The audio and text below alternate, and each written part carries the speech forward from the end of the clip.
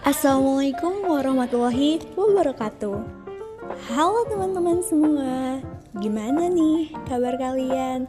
Semoga selalu dalam keadaan sehat ya. Sekarang aku mau kenalin nih nama-nama teman-teman aku beserta tugas-tugas mereka dalam pembuatan video ini. Nah, kalian pasti pada penasaran kan? Yuk langsung aja kita kenalan.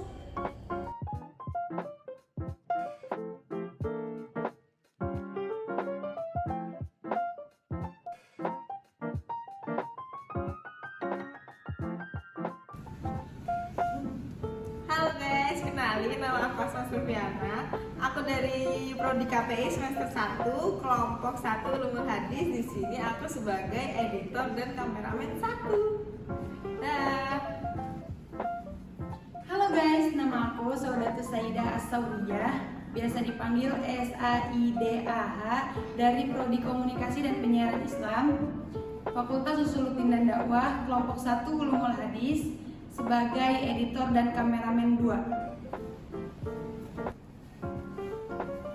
Halo, nama aku Yani Rosanamayanti. Aku dari Prodi KPI, kelompok 1 Ulumul Hadis sebagai editor dan kameramen 3.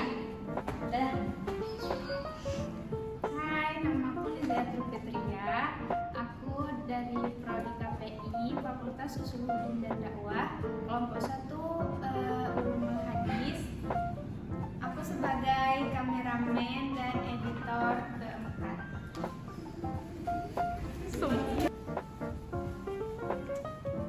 Saksikan Dan simak video kami. Assalamualaikum. Masih sepi ya? Iya nih, baru kita berdua.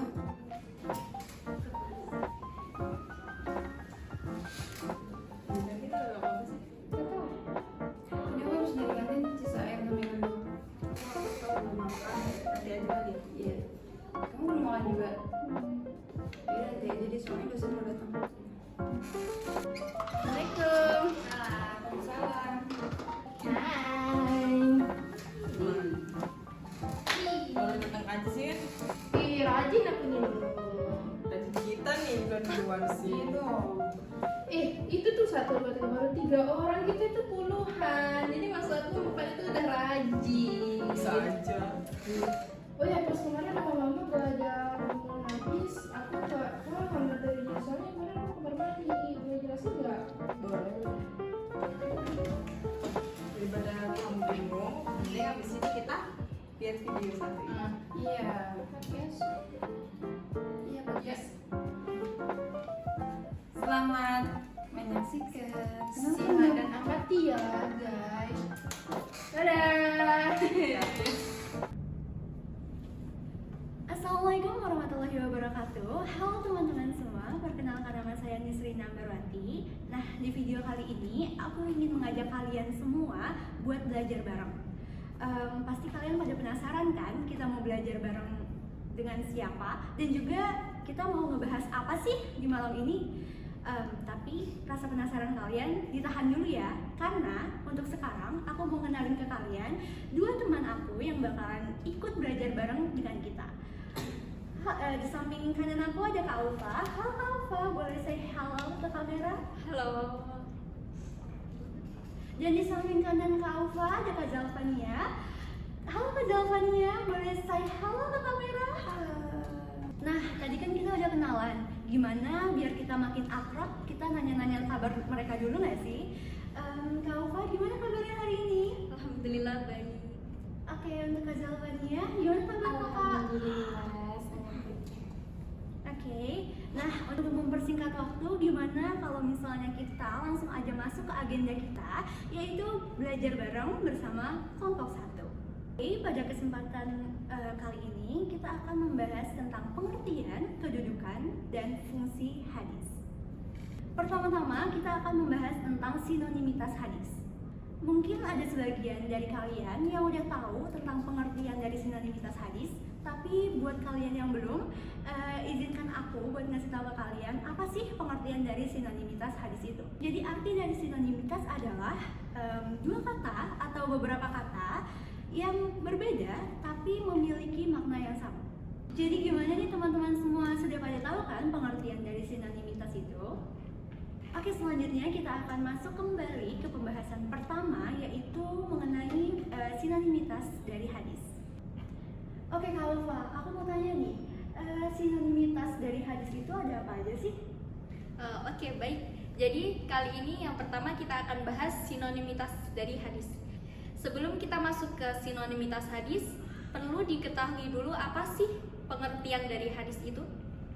Jadi pengertian dari hadis adalah segala sesuatu yang disandarkan kepada Nabi Muhammad SAW, baik berupa perkataan, perbuatan maupun ketetapan. Selanjutnya kita masuk ke sinonimitas hadis. Jadi yang akan kita bahas kali ini sinonimitas hadis ada 3. Yang pertama adalah sunnah, yang kedua adalah khobar, dan yang ketiga adalah atsar.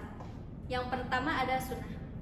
Sunnah adalah segala sesuatu yang dinukilkan dari Nabi, baik berupa perkataan, perbuatan, sifat maupun ketetapan. Yang kedua ada khobar. Khobar, apa sih khobar itu? Khobar adalah berita dari selain Nabi, yaitu dari sahabat maupun tabi'in.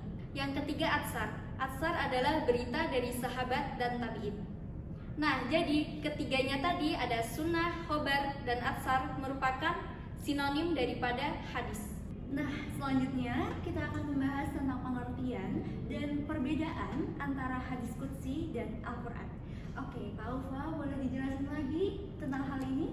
Oke, selanjutnya kita masuk ke pembahasan pengertian dan perbedaan dari hadis qudsi dan Al-Quran. Jadi pengertian dari hadis qudsi adalah sesuatu yang diberitakan kepada Nabi selain Al-Quran, redaksinya dari Allah, namun lafadznya dari Nabi. Sedangkan Al-Quran adalah kalam Allah yang diturunkan kepada Nabi secara mutawatir sebagai mukjizat bagi Nabi dan menjadi ibadah bagi yang membacanya. Oke, tadi kita udah bahas apa pengertian dari hadis qudsi dan Al-Quran. Selanjutnya kita masuk ke perbedaannya. Perbedaan dari hadis qudsi dan Al-Quran yang pertama adalah Al-Quran itu lafadz dan redaksinya dari Allah Subhanahu wa Ta'ala, sedangkan hadis qudsi lafadznya dari Nabi tetapi isi atau redaksinya dari Allah Subhanahu wa Ta'ala. Selanjutnya perbedaan hadis qudsi dan Al-Quran yang kedua adalah, jadi kalau di dalam mazhab Syafi'i, Al-Quran itu tidak boleh dipegang dalam keadaan berhadas kecil dan juga tidak boleh dibaca dalam keadaan berhadas besar. Sedangkan pada hadis qudsi secara hukum ia boleh dibaca maupun dipegang dalam keadaan berhadas. Selanjutnya perbedaan yang ketiga yaitu Al-Quran dihukumi ibadah bagi seseorang yang membacanya, sedangkan hadis qudsi tidak dihukumi ibadah. Dan perbedaannya yang terakhir adalah Al-Quran dibaca di dalam sholat, sedangkan hadis qudsi tidak.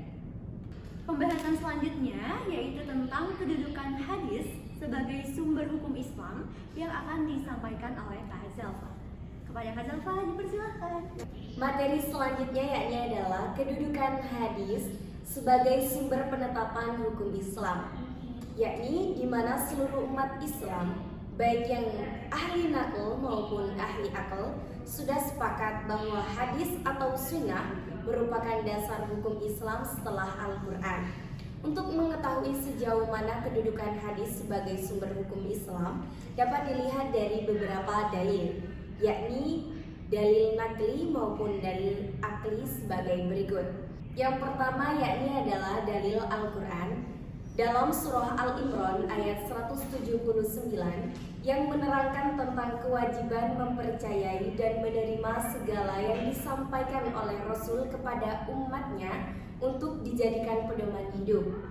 Dalam Al-Quran surah An-Nisa ayat 56 dan Al-Ma'idah ayat 29 dan masih banyak ayat yang lainnya. Jadi, kedudukan hadis atau sunnah sebagai sumber hukum Islam menempati urutan kedua setelah Al-Quran. Tidak terasa, kita sudah masuk ke pembahasan yang terakhir, yaitu tentang fungsi-fungsi hadis terhadap Al-Quran yang akan disampaikan oleh Kak Zalfa. Fungsi hadis di dalam Al-Quran yakni ada 4, yaitu bayan takrir, bayan tafsir, bayan tasyri', dan bayan an-nasikh. yang pengertiannya adalah yang pertama bayan takrir, yaitu memperjelas isi Al-Quran atau memperkuat apa yang sudah ada di dalam Al-Quran. Yang kedua, bayan at-tafsir, yaitu memberikan perincian atau menjabarkan terhadap isi Al-Quran yang masih bersifat umum. Yang ketiga yaitu bayan at-tashri', yang artinya memberikan kepastian hukum atau ajaran-ajaran Islam yang tidak dijelaskan di dalam Al-Quran. Yang keempat ada bayan an-nasikh, yaitu mengganti ketentuan terdahulu sebab ketentuan yang baru dianggap lebih cocok dengan lingkungan yang sekarang. Terima kasih. Tidak terasa ya, pembahasan kita kali ini sudah selesai. Kami memohon maaf apabila terdapat kekurangan dalam materi yang kami sampaikan. Semoga materi yang kami sampaikan tadi dapat bermanfaat bagi teman-teman semua. Saya Nisrina Marwati. Saya Alfa Nadia. Saya Zalfania Kusuma Salsabila. Kami pamit undur diri. Wassalamualaikum warahmatullahi wabarakatuh. Contoh dari bayan takrir adalah takrir sunnah terhadap ayat wudhu. Di antara contohnya adalah ayat yang berbunyi Bismillahirrahmanirrahim. Ya ayyuhalladzina amanu idza qumtum ilas sholati fagsilu wujuhakum wa aydiyakum ilal marafiq wamsahu biru'usikum wa arjulakum ilal ka'bain. Dalam ayat ini Allah menerangkan bahwa orang yang berhadas kecil harus mengambil wudhu terlebih dahulu sebelum sholat.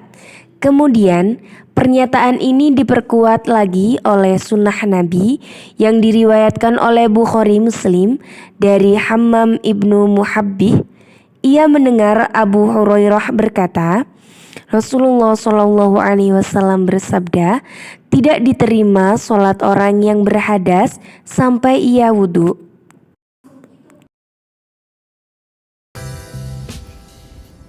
Thank you for watching. Bye bye. Ya belum. Tadi dia.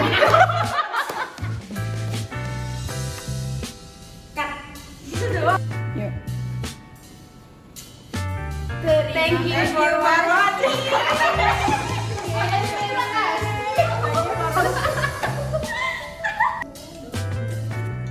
Baik, materi selanjutnya yakni adalah Tunjuk 23. Materi yang kedua yakni adalah